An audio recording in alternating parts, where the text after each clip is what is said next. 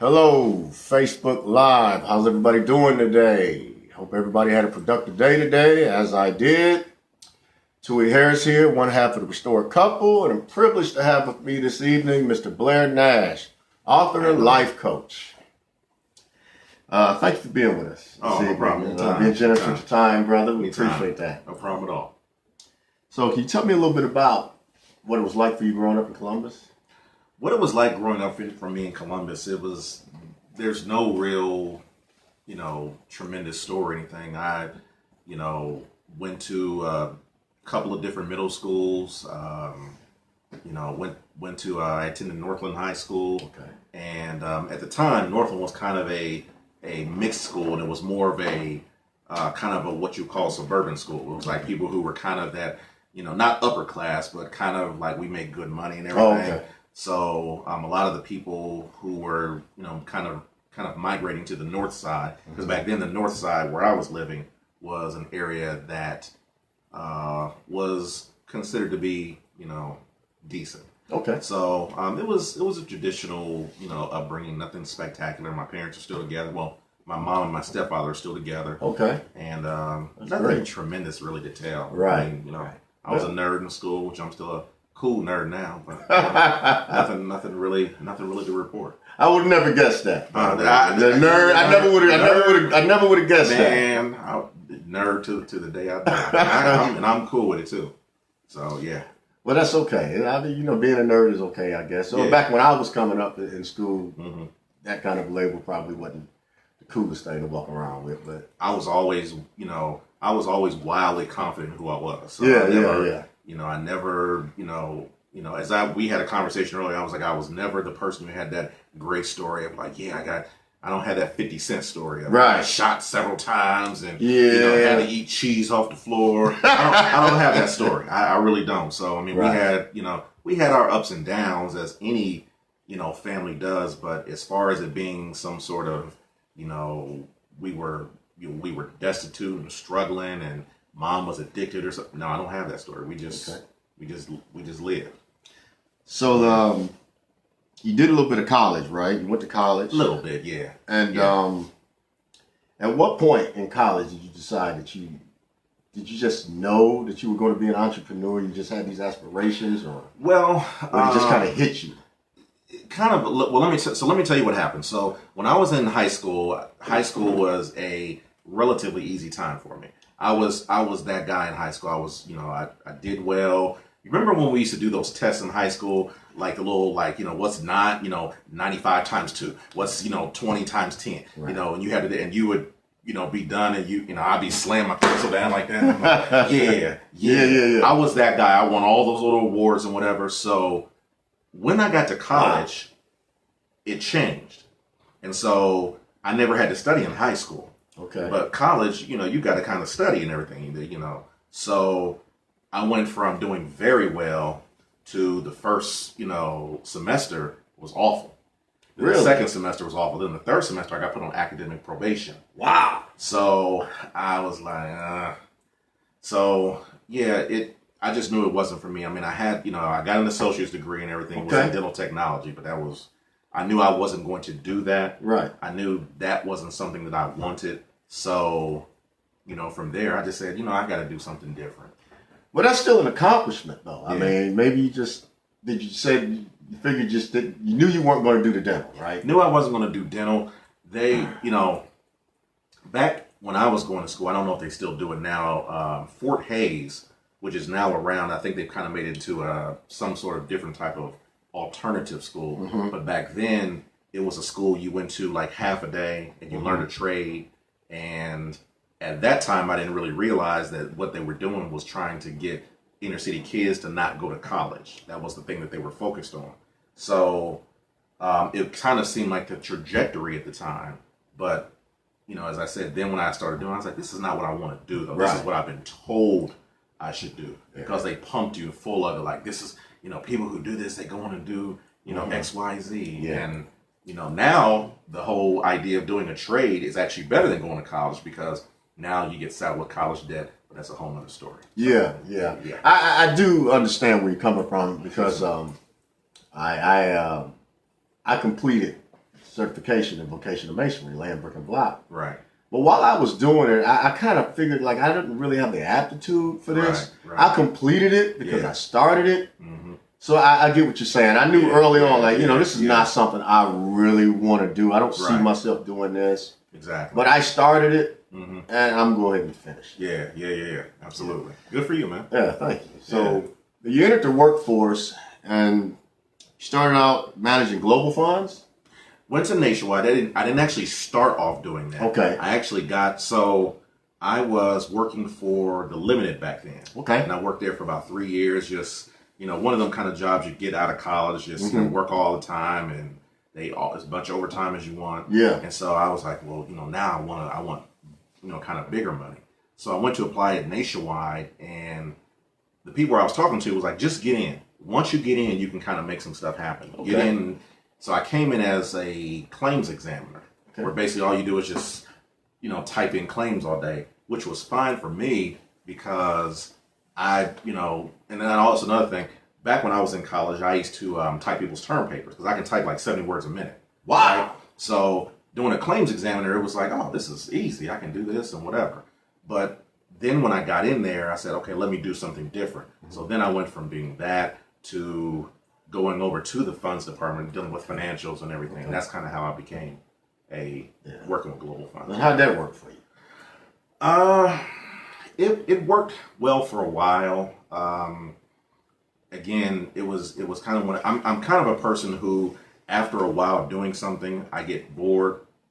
And so I did something called a strong skills assessment test. I don't know if anyone's familiar with that, but essentially what it does is it tells you what are you proficient in. Okay. So I went and took that, and it said you can be a recruiter, a firefighter, an attorney, or a recruiter, a firefighter, an attorney. And I said, okay, well, I don't want to go back to school. I knew that. Okay. Firefighter, that wasn't my thing. And I said, what do you mean a recruiter? And they said, well, essentially what you do is you recruit a person to go to one company to another. And so, well, tell me about it. I was like, I'd like to do that. That sounds interesting. And they're like, well, you don't really have the classification and the qualifications. I was like, man, I got a Series 6 license. You mean to tell me I can't recruit somebody to go from one company to another? Right. But I have a license to sell, funds and, whatever. So I was like, okay, whatever. So I started messing up at work. I was that guy. Started messing up at work and started coming in late and wouldn't do my work and, take long lunches, and we're supposed to take an hour lunch. I take 2.5 hours, whatever. And I just got to a point I was like, whatever, y'all can fire me. And they did. So from there, I went to work for a company, and it was called SAMAS, SAMAS, SAMAS Staffing. Okay. Worked there for about 6 months. Cut my teeth there. This was back when you could smoke in offices. So this was back in the early 2000s. Started there. Then I went to work for a company called York and Associates, which is out in Newark, Ohio. Worked there for about 3 months. Didn't like the back and forth because I was like, this commute is killing me. Then from there, I went and started my own company and started doing that. So I was recruiting civil engineers in the South to go from one. Well, I started recruiting civil engineers in Atlanta initially, then it kind of broadened and started going to different places in the South. So I did that for about 3 years, and then that's when I kind of made the graduation going into the mortgage industry before it imploded in 2008. Right, yeah, it blew. That's right. That was a long answer, wasn't it? No, it was actually very informative. You was about to go get your slippers. No, sir. No, we're just trying to, I appreciate that. Right. Especially the transparency. You talked about how you were that guy that the long lunch breaks. I thought taking an extra 10 minutes, something that I've done. Yeah. I mean, that was next level. Yeah, what you were doing, it was. I mean, I'm fine with it. I have no problem. I wouldn't do a thing different. Well, so, one door closed and another one opened. Absolutely. So when you started running your own company, right. Did you have any doubts initially when you started out? No, I had no doubts whatsoever. Matter of fact, my entire goal is to work for myself, for the rest of my life. Right. So no, I didn't have any doubt about it. people I think have a kind of a misnomer when they think about working for yourself. They think, well, I'm gonna get up at like, whenever I get up at 10 or 11 o'clock, and I'm gonna work for a couple hours, and I'm gonna go. And it's like, no, that's not really how it is. No. You really got to put your energy into it. Right. So working, for yourself, you put a lot more energy into that than you would working for a company. Right. So, but I never had any doubts at all. Yeah, you were diligent. And it paid off. Sounds like it. So how did you transition into relationships and hosting forums, and what prompted you to want to write your first book? Well, very good question. So I was a recruiter for a number of years, and then, as I said, I graduated and became a. Let me backtrack for a second. So I was a recruiter for a number of years. So anyone who knows anything about recruiting, especially working for yourself, you get large checks. So my first check that I got was for $22,000. Right. I didn't know that. Right. Yeah, my very first check I got was for $22,000. So I was like, huh. Right. Now this is somebody I made that amount of money in literally about 90 days. Kind of almost on a humble. So I was working for a recruiting company, and actually this is somewhat illegal, but it is what it is. So I was working for a recruiting company, and they recruiting companies have a set fee that they can charge, and their fee was 30% of the company I was working with. Well, they flew me out to Raleigh, North Carolina, and I put on all the charms, said all the right things, whatever. Got back, and they were like, "Can you do anything with that fee? I mean, we just can't pay 30%." And I was like, I went to the guy Joe and Danny Cotter. I went to them and said, hey, and they were like, "No, we're firm on the fee." So the guy, his name was Tom Truscott, who was the transportation manager, was like, "They're not ready to move with the fee. They're just not." So he's like, "Well, all right." So I was like, "Well, if there's anything else I can do, let me know." So they came back to me about a week later. It was like, "I'm going to ask you something, Blair." He's like, "I know you have a lot of connects and contacts and everything." He said, "If you can get me this person, I need that person very badly for my firm. Right. If you can get me this person, we will pay you directly." Wow. And I was like, okay. Now, that's a come the way that it worked, my apartment literally was like a 60-second drive from my job. So what I would do is when I would take my breaks, I'd get home and be on the phone, call, "Hey, this is Blair Nash. I made up some dummy name for a company and everything. That's how I am, man. I made up some dummy name for a company. And right. I was like, da da da da. Long story short, found the person, got them. The guys I remember the guy's name to this day. Got him hired, and they sent me the check. Okay. Then show you how. And I don't want to use the word that I want to use, but how terrible I was with it and didn't have things together. The check was written out to that dummy company that I talked about, right? So how do you find a dummy? How do you just come up with a name of a company out the clear blue? I didn't have any incorporation papers. I didn't have a business account, nothing. So I actually had to take this $22,000 check to a check cashing place. Oh, right. Man. And they were like, "We'll take $200 out of it and cash it." They said, "We'll hold it for a day, make sure everything's cool, and then come back." Whatever, came back the next day, they cashed it. So I still had 22 grand. But that was that. So going all the way back to your question, I know that was a long ways around. So this is some good stuff. Yeah. So the thing about doing recruiting, especially when I was just starting, is that it's money that's good, but it doesn't come every week or sometimes every month, right? So I said, I need something to kind of fill in these gaps of, because when I get a $22,000 check, but a month behind on my mortgage and I got to take care of this. And, I'm like, okay, I want a little vacation. Repairs in my car. That $22,000.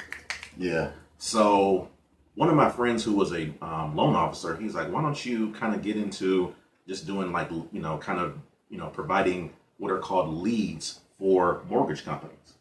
And so I was like, okay. So I was doing that, and I was making probably about anywhere between $1,000 and $1,200 a week with that.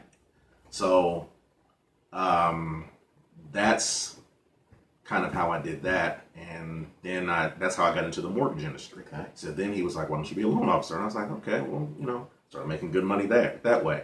Then he said, and this is illegal as well. I know I've done some things that I'm not proud of, but it is what it is. So he says, I actually know someone who is selling their license, their broker's license. They're getting out the business or whatever. Would you be? I was like, yeah, absolutely, yeah. So I brought his license, and I basically now was a broker operating, and I could do deals myself.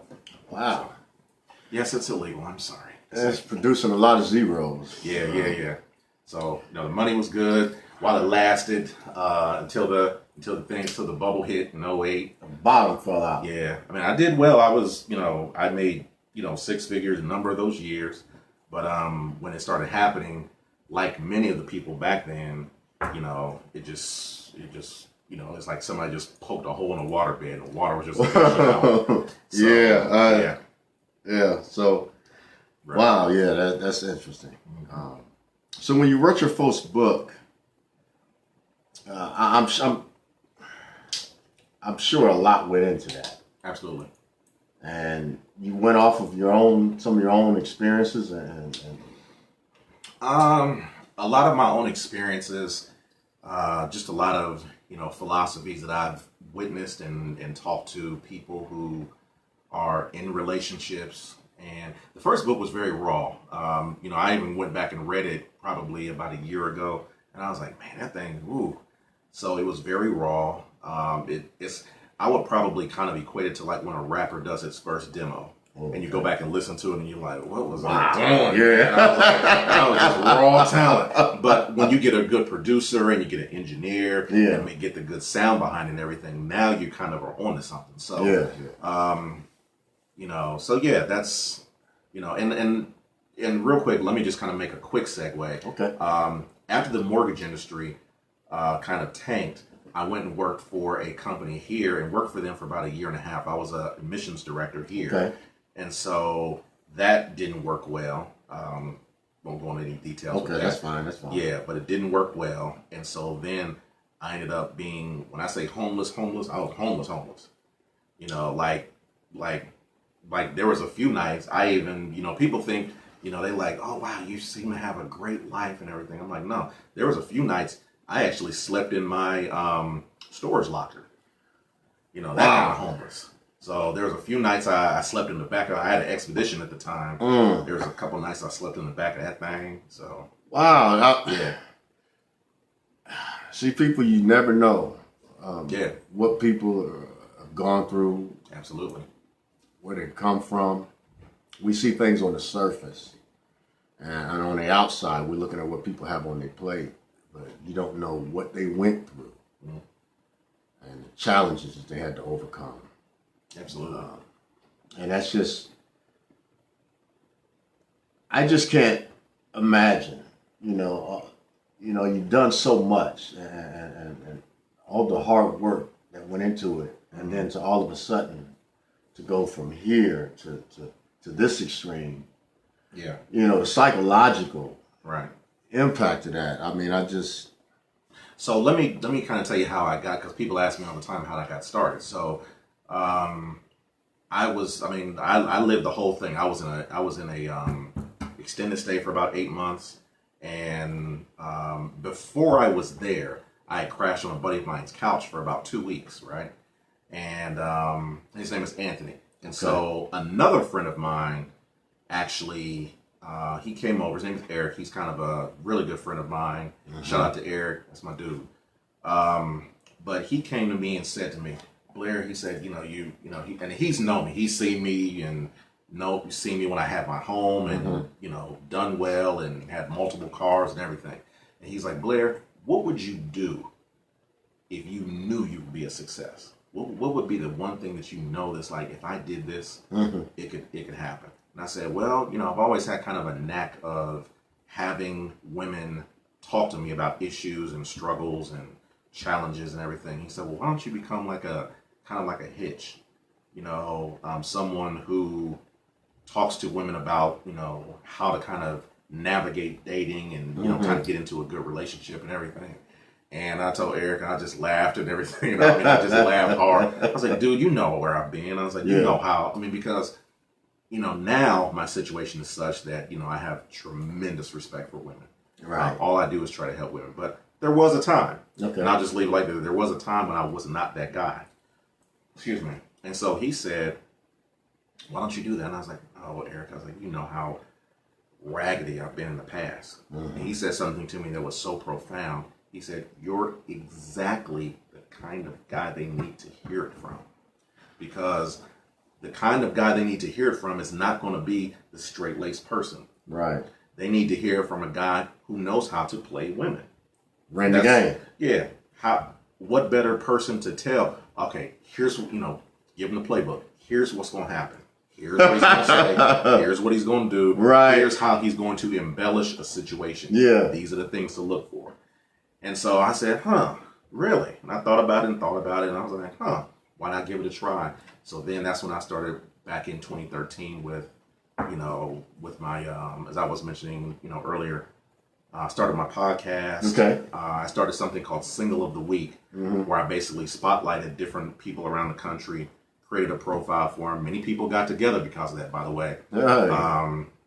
And started doing that. And then, from there, people were like, why don't you write a book? You have some really, great knowledge and everything. And I was like, I ain't trying to write a book. I'm just trying to, whatever. So then I thought about it, and I was like, It's like, I would have never thought that I would be writing a book. And then, there it is.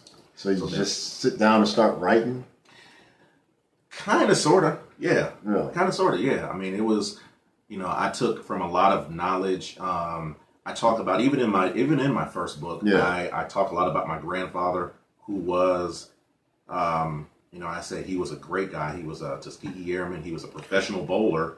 Tuskegee Airman? Yeah, he was that guy. Yeah, wow. He worked for the military. So because of being a professional bowler, we went all around the country. So he took, we went everywhere. We went to Canada, which is not in the country, but we went to Canada, Houston, Phoenix, California, wherever. And he took not only me, but his wife, my mother, me, and like 3 of my friends, all on their dime. Right. So he was that guy. He had several Cadillacs. Yeah. Had a big old piano in his living room. Big time. TVs, whatever. He took care of business. Right. He was that guy. Right. But what he also was a big time player. Right? 6'5", very, very charming. Exactly. He had all the tools and toolbox. Yeah, he could fix anything. So, smoked a pipe, the whole nine. Right. Nat King Cole's what I said. Nat King Cole is who he was. So what he did was he put a lot of knowledge, good and bad, into me. So a lot of the things I had to kind of unlearn. There were a number of things he taught me, and I said, now I wish I'd have been taught some different things. Yeah. But there was a lot of knowledge that he gave me that was tremendous. Yeah, I understand where you're coming from. Coming from an extended family. I do have a sister. Obviously, my mother is still alive. Right. An extended family full of women. So the respect for women, I understand that. I do. I have a profound love and respect for women. Right. And just like you, I've had my moments. Right. Before I got married and I was dating. So I understand. And I was that guy too. Right. Where I never believed in putting my hands on women. I still don't, believe in that. But I've had my moments where I wasn't squeaky clean. Yeah. And I played the game. Right. And you're right about that. When you play the game, you can also, it prepares you. It puts you in a place where when somebody's trying to run game on you, and women, these women, they for real. They're for real, and I think they're actually better at it. Yeah, I say all the time. One of the quotes that I tell women all the time is that women are actually smarter than men, but they are. Men are not as dumb as women make them out to be either. Because women want to like he's just like no. Men sometimes play dumb, but we ain't dumb. No. No dummy. Yeah, no dummy here either. No. The men who are what we call relationship gurus or experts or whatever terminology you want to use, all of them have histories. Yeah. You know, from Tony Gaskins, Derek Jackson, Far Gray, you know, on and on and on down the line. They all, you know, I mean, I've talked and know some of them. Derek Jackson, he was actually one of my first singles of the week. Really? So yeah, I know many of them very well. I know their history and their background, and many of them came from, and I hate to say it, many of them know the stuff that they do and are as good as they are because they know how to finesse women. And I say that in a way to help you to understand that it's not anything that it's nothing to be proud of, but to help you to understand that's why these men say the things that they do. And yes, for the most part, you should listen to them, and they can really give you some knowledge if you kind of, as they say, chew the meat and spit out the bones. Right. Yeah, ladies, we're this is also next level. We've moved from hey, come on over and let's watch a movie on Netflix. You know, I ran that one a few times. Right. You know, but so I'm gonna go out on a limb here. Yeah. And I'm gonna go way out on a limb here and say that the feedback from women has probably been overwhelmingly positive, right? For the most part, yes. For the most part. Yeah. Now, what I did want to ask you is, like, with the men, right? You know, as it's kind of like, man, you giving the game away, man. Right. You know, what's that been like? So when I first, and let me say it like this, when I first started, my message is kind of tweaked and a little bit different from when I first began. When I first began, I was just wide-eyed and like, you know, women can do no wrong, et cetera, et cetera. And then I kind of started hearing some things and started doing studying. Yeah. And I was like, well, women are good, however. And so then I was like, well, I got to tell that side of the story too, because anyone that knows me knows I'm a believer of, if you're going to tell the story, tell the whole story. Tell the whole story. Don't tell a portion of the story that makes you look tremendous. Yeah. Don't tell a story that's like, oh wow, you did nothing. No. Yeah. Tell the whole story. So I tell the story about men. I tell the story about women. So for the women who say, well, you know, he's this and he's that, I'm like, I don't really pay much mind, because as I tell people all the time, for every woman you handpick out of a crowd and then she says something about, you know, Blair Nash and she doesn't like me, I'll give you 10 to do. Yeah. I can see that. That's kind of what I was alluding to, is I just can't, I would envision, you know, women being more like, yeah, that's what I'm talking about. Right. What he said. Yeah. You brothers need to listen to him. You know, you can learn a lot from him.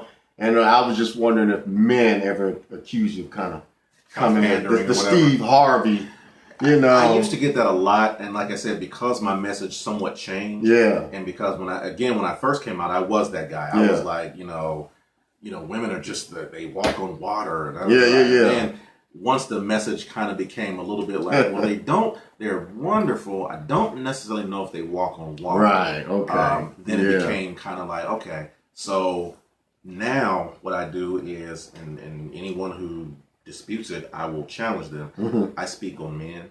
Okay. I speak on women in a positive and in a negative fashion. Yeah. You know, everybody's got to get their medicine. Everybody's got to get it. Yeah. You're right. You got to have thick skin. And medicine ain't good. Medicine has never been good. Medicine don't taste good. Doesn't always taste good. Absolutely. But it's good for you. Absolutely. Well, we'll leave that one alone, because a lot of this medicine out there now is killing you. Exactly. Slowly. Right. So how many books have you actually written? I have 3 books. I have Illuminating the Battlefield, which dropped in 2015. That was my entrance into the literary world. And then I had another one that came out in 2016 titled Love is a Beautiful Thing Till It Ain't. Oh. And then I had my most recent book, which dropped in about a year ago, back in May last year. And it's called The Hidden Conversation, Black Money, Sex, and Relationships. Really? So, yeah, I have 3 books. Working on my memoir, which will be out in sometime around this time next year. Okay, congratulations. These titles that you're coming up for these books, I mean, it sounds like you're putting a lot into these, as anyone would expect. Absolutely, yeah. Just drawing I would imagine that, taking from some of your own personal experiences, mistakes that you've made in the past, and so you can take that and you can put it into a book. Right. And then you can express that. Absolutely. I can see how that would be, successful. Yeah, I typically, part of the way I always look at myself, and I tell women all this all the time, is I'm somewhat like a pseudo big brother that you never had.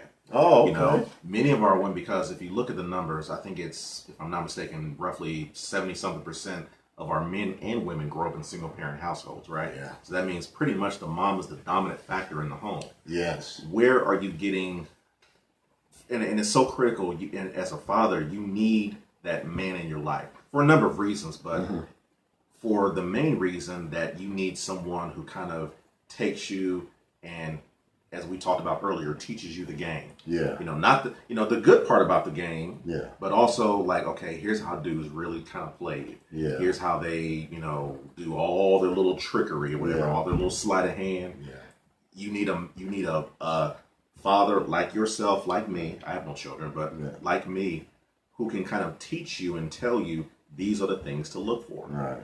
And a lot of our women don't have that. Their father wasn't around. Most men who were in their life, unfortunately, who came off in a way of wanting to give advice, always came, as I say, with an agenda. Yeah. Like, yeah, it's my girl right here. Yeah. And then it's like, down the road, he's trying to, make his move. Yeah, he wants the goodies. Yeah, exactly. Yeah. So, I'm not that guy. And so women, I think they sense the authenticity that's there. They're like, okay, he really does care. He's not just, saying stuff to try to get, panties or whatever, because he talks about women and what they do wrong. Yeah. So, and they do a lot wrong. Y'all do a decent amount wrong. You do. Yeah. I know firsthand. I love my amazing wife, though. So. Right. But, congrats on that. Yeah, thank you. Appreciate that. One thing I did want to ask you, when we're talking about relationships, specifically, in the Black family unit. Right. What part, if any, do you believe that the scars and psychological slavery that we're still dealing with, as Black people as a whole? Kind of like generational curses. Yeah, it kind of has I believe some of it has its roots. Right. In slavery, and even post-slavery, when where as you look at on the plantation, where our women were being raped and everything. We basically stripped of our manhood. We weren't really in a position to fulfill our role, as protectors. And, absolutely. And even in post-slavery, when the Klan was riding and the intimidation. And the lynchings and everything. So women kind of had to, be the backbone to hold the family together when we weren't really allowed to do that. Things were very difficult for us as men. Right. And so, and I do remember, there were times I heard, my mother, oh, your father, he wasn't worth a dime. Yeah. And so, not a lot of positive feedback from about Black men, and so I kind of believe that is it possible that throughout the generations it's been passed down that our women have held some sort of resentment and they kind of lost confidence in us. Absolutely, it is. Excellent question, and it's kind of like multi-tiered, and I'll just try to hit on a couple of points. But yeah, I actually have a chapter, I believe it's in my second book, if I'm not mistaken, and it talks strategically and specifically to generational curses, of how they are handed down generation by generation. There's a letter I'm sure people are familiar with called Willie Lynch. Now, we go round and round about, is it really authentic? I mean, people didn't talk like that, but, I'm not here to talk about its legitimacy. Right. But what I will say is that if you read the the contents of what it's about and how there always has been somewhat of a division and how there's always been a kind of a plan in place to extract the black man, make him go his way, extract the black woman, make her go her way. Yeah. Have the black woman see the black man as disposable. Yeah. And the same with black men, see the woman as disposable. If you understand that, and even if you don't believe in the Willie Lynch letter, which I actually do, okay. I don't know if it's really real, but I do believe there is some currency there as far as it being authentic. But if you look at it and understand the context of it, you will see that there's a lot of that going on today. You know, when I wrote my last book, I was initially going to call it The Gender Wars, which, you know, I thought it was kind of just a kind of a plain term, so I was like, let me call it something different. But that was what it was originally going to be called, because that's anytime you log onto social media or anytime you talk to a group of men, a group of women, you know, when you get a group of women together and you say, what do you think about relationships? All you got to do is just say that and you'll just see the fireworks. Yeah. Right? Same with men. And one of the things that we're going to have to do collectively is to come together and realize, you know, this woman's not my enemy. This woman's not my enemy per se. But what has happened is there has been a message that has been inoculated into our women and to our men, but into our women, that it's best for them to be independent. It's best for them to take the lead. It's best for them to kind of shove aside and put aside the black man and do things on their own. And until we get back to some sort of, you know, traditional patriarchal type of mindset, biblical too. Yeah, biblical too. We're going to keep going in circles. And, you know, I mean, again, I talked about that in my most recent book because I started kind of looking at, like you said, the generational curses that are happening. Why are we here? Why are we having the problems that we do? And a large, not saying that this is the only thing, but a large part of it has to do with the fact that the majority, I believe last count was somewhere around 73% of black homes are ran by the mom, matriarchal based type of homes. And so the experiment has gone wrong. I don't really know any other way to put it but to say the experiment has gone totally wrong. There's always going to be the exceptions. There's always going to be a woman who raises her hand and is like, no, not me. But we're saying as a whole, as a collective, you know, what's happening with our culture. And so the generational curses are going to have to start. We're going to have to realize that first of all, no one's coming to save us. I talk about that in my book. Nobody's coming to save us. We have to understand that we are all we got. And we have to understand as well that we have to start to put some sort of plan into place that is 100% totally abstract and totally away from the dominant society's the dominant society's platform. And until we realize, I mean, every other culture, that's how they do. When you look at Asians, when you look at Somalians, when you look at Africans, you know, every Hispanics, every other culture out there basically says, no, thank you, you know, white society. We are going to do things on our own. We're the only ones that have this belief of inclusion and wanting to do things with white society. It's like, how can you do this knowing that by and large they are our oppressor? That is that's pretty heavy, and it is truth. And you know, one of the things you have to do, I believe, is you have to wake people up. And a lot of people right now, it's, you know, we're caught up in today's culture, and everybody's in a rat race, you know, trying to pay bills. If you don't make money, it doesn't make sense. But this stuff is real.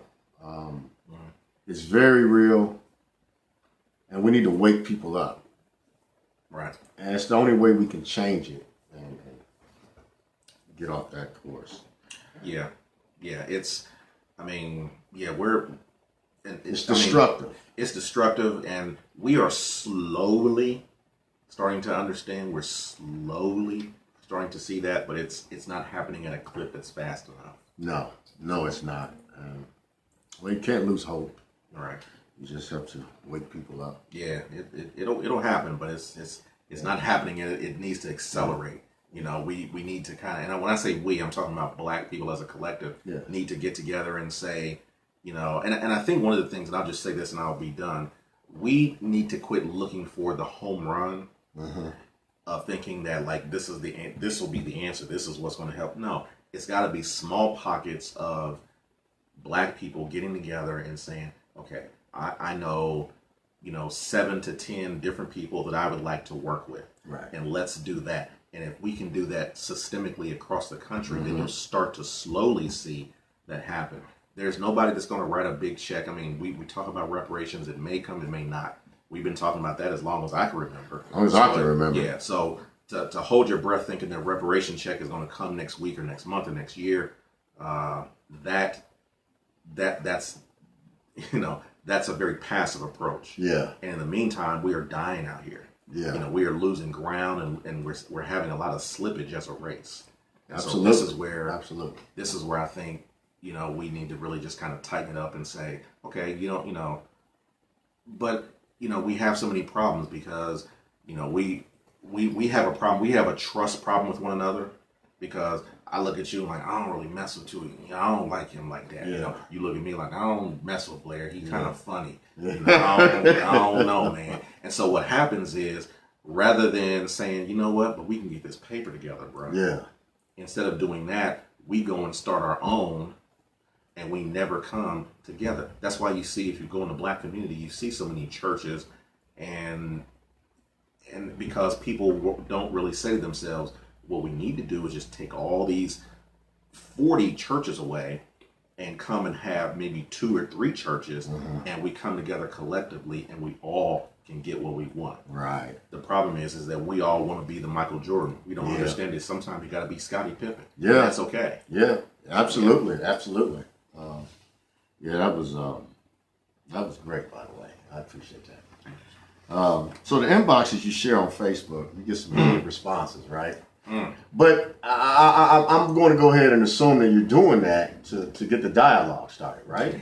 I do that for a number of reasons. I do it to get a dialogue started. I do it because sometimes, I mean, and people go hard on there. I see people. I've seen you are the dumbest, and I'm like, you know, sometimes you need to hear that. Yeah. Because what's happened is we have gotten so insulated in a lot of our behaviors in the black community that we don't really, we think like, should I be doing this? And it's like, you need, you know, maybe you won't listen to me. Right. Maybe you'll listen to Kevin, and maybe if he tells you you're a damn fool, right, maybe you'll get it. You'll get it. Right? So that's part of the reason why I put it on there as well, because, you know, I think they need to hear that you are really way out of line with this. Yeah. So, yeah. They go hard on you sometimes, huh? Go hard on me? Yeah. No, not anymore. Not anymore? No. When I first got started, they used to do that, and then I just started embarrassing people, you know, on there, because I'm like, it's like if I come into your home and you are making, you know, a certain sort of Korean barbecue, and I'm like, oh, Korean, I can't stand Korean, but like, Blair, you can go home right now. Right?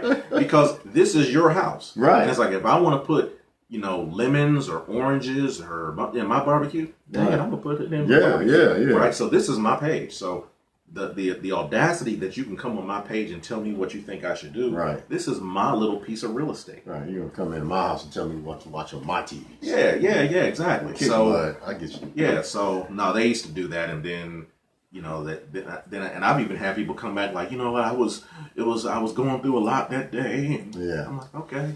So no, they don't do that anymore. Okay. Yeah. I mean, sounds like you got them in line. Well, I don't know if it's that. I just think that they realize, like, okay, you know, I mean, my block list is as long as your arm, so they know that, you know, yeah, it ain't nothing. You know, I mean, I got family members blocked. Wow. So if I block my family members, you know, I have no problem blocking somebody that's 300 miles away. I see. Well, it's truth, you know. So you have can we announce a new book in the works?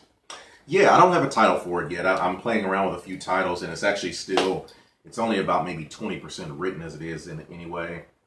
As I mentioned, it's going to be a memoir, and it's going to be talking about, a lot of the things that I went through. I mean, people would be surprised. Surprised. Yeah, surprised at, a lot of the stuff that's happened, stuff that I've done to other people. And so Transparency. Yeah. So this has been a book that I was thinking about for a few years, and I just feel it's time. I've got my 3 books out there, and it's time for this one. Well, I think people, especially the way things are now, especially in this country with everything that's going on, I think people can really appreciate transparency and truth. Absolutely. The truth still matters. And I'm transparent. Right. My wife and myself, we're transparent. So I think most people will appreciate that. I think you've been pretty transparent today. I am. I mean, I wouldn't call myself quite a shoot from the hip individual, because I also realize that there's a level of class and dignity that has to go on. Yeah. But I think there's a line that you can kind of find in the middle where it's like I'm keeping it, all the way real. Right. I'm not dogging anybody. I'm not talking down to any group of people, men or women. Yeah. But I just think that you have to, transparency is needed. And, again, there's the Donald Trump transparency that's not alternative facts? Alternative facts transparency, where it's not healing and it's not helping people understand, because just because you're transparent doesn't mean that you're actually making headway. Right. And when you look at, Trump and the people who support him and accept, the people who buy into his message and methodology, I think they're going to have to ask themselves some very hard questions, because, his whatever he's doing is only getting worse. And, he's not pulling up. He's not, he's becoming more emboldened. The people who follow him are becoming more emboldened. And, I think we're headed for some, I won't say where I think we're headed for, but I'll just say we're headed for some very interesting times in the next 3 to 4 years. Yeah. Especially if he gets reelected. So go out and vote. I agree. I do agree. That's the real danger, is these white supremacists that are emboldened. Right. And so, yeah, I agree with you 100% on that. Right. Any radio broadcasts? Any event you want to promote? Podcast? I have a podcast. I do it every Sunday with my co-host Ted Santos. Shout out to Ted. It's called Straight Talk. We, kind of like what I do, we speak to things mostly from a male's perspective. We talk about, like, our show last night was about the Me Too movement. We spoke about the MGTOW movement. For anybody that doesn't know, MGTOW is men going their own way. We speak about how to get your finances together. That was a very good show we had probably close to about a month ago, where we, when people talk about finances, they always kind of talk about it from kind of an upper echelon type of mindset. Okay. Like, what you can do is take this $150,000 and go and do this. Yeah. It's like your average American doesn't have that kind of money. They don't have that kind of money Not they at all. get their hands on. Not at all. Especially with most of us being underpaid, et cetera, et cetera. So what we talked about was, how do you take something like maybe $2,500 or $5,000 right, and then take it and make it work for you? So we talk about very pragmatic, very practical things on the podcast. As far as an event, I'm doing a wine tasting. It'll be April 27th, I believe it is. Okay. It's in conjunction with my birthday. We're working on that right now. Oh, okay. Great. So, last thing, how do people follow you on social media? They can follow me a number of different ways. I have I have 3 Facebook pages, but one's a fan page and then 2 actual, I guess what you call regular pages. It's Blair Nash. Then I have my website, which is Blair Nash Speaks. And then you can follow me on IG under author Blair Nash. Okay. So, yeah. Well, thank you for sharing your time with us this evening. Anytime, brother. Compelling conversation. Yeah, I hope he didn't put you to sleep or anything. No, you Want you to didn't. get a robe and a... No, I could go on for hours. You know, it was a whole lot of a wide range of topics that you know I can get into. Right. An excellent conversationalist, and I appreciate you coming here and Anytime. spending some time with us. So Anytime. that's all, Facebook family. Everybody have a wonderful evening. Thank you very much. All righty.